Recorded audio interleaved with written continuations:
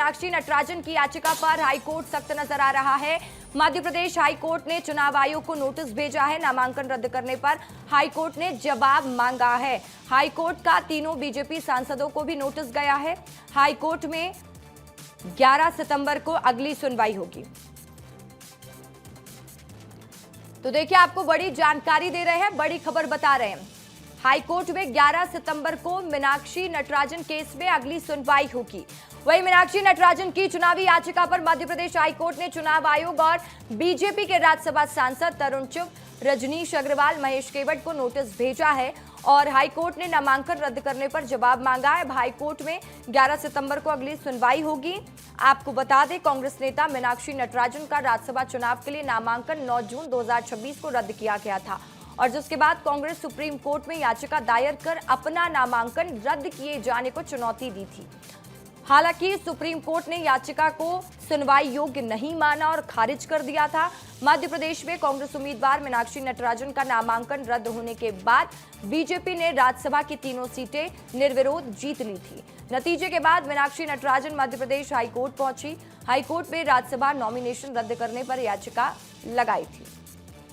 और इस खबर पर ज्यादा जानकारी देने के लिए दुर्गेश मेरे सहयोगी सीधा लाइव जुड़ चुके हैं। दुर्गेश, देखिए, मीनाक्षी नटराजन केस में हाईकोर्ट ने अब जवाब तलब करने को कहा है और अब 11 तारीख को अगली सुनवाई होनी है। और क्या कुछ कहा हाईकोर्ट ने, क्या जानकारी आपके पास, विस्तार से बताइएगा दुर्गेश।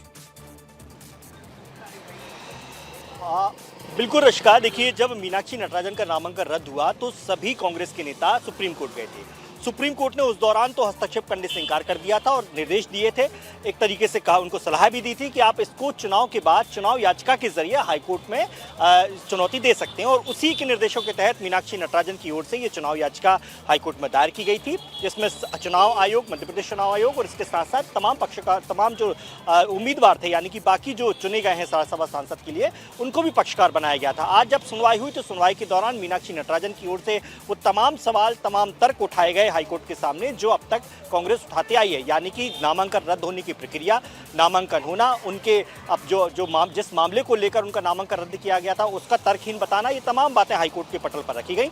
हाईकोर्ट ने सुनने के बाद अब अनावधिकों को, यानी कि चुनाव आयोग और तो जो उम्मीदवार थे, जो वर्तमान राज्यसभा सांसद हैं, उनको नोटिस जारी कर जवाब मांगा और पूछा है कि मीनाक्षी नटराजन के जो आरोप है उन पर उनका क्या कहना है। अब इस पूरे मामले को लेकर 11 सितंबर को सुनवाई होगी। देखना होगा कि चुनाव आयोग इस पूरे मामले पर अपना क्या तर्क रखता है और बाकी जो उम्मीदवार थे, यानी कि वर्तमान जो राज्यसभा सांसद हैं, उनकी ओर से क्या तर्क रखा जाता है। और ठीक है दुर्गेश, आप लगातार इस खबर पर नजर बनाए रखिएगा। आगे की जो भी अपडेट होगी आपसे लेंगे। फिलहाल के लिए शुक्रिया।